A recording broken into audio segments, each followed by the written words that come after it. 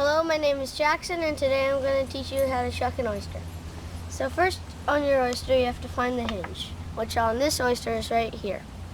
Then you take your shucking knife and you start drilling about 2 centimeters deep. And there's the snap.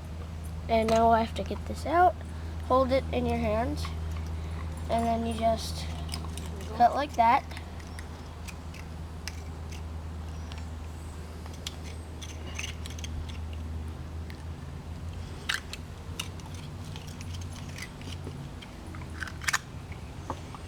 And voila. Now you have to cut right here because there's a muscle there, and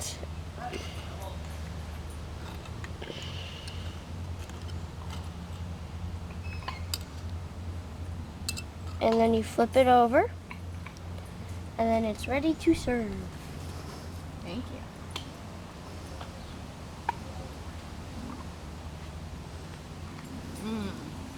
And that is how to shuck an oyster.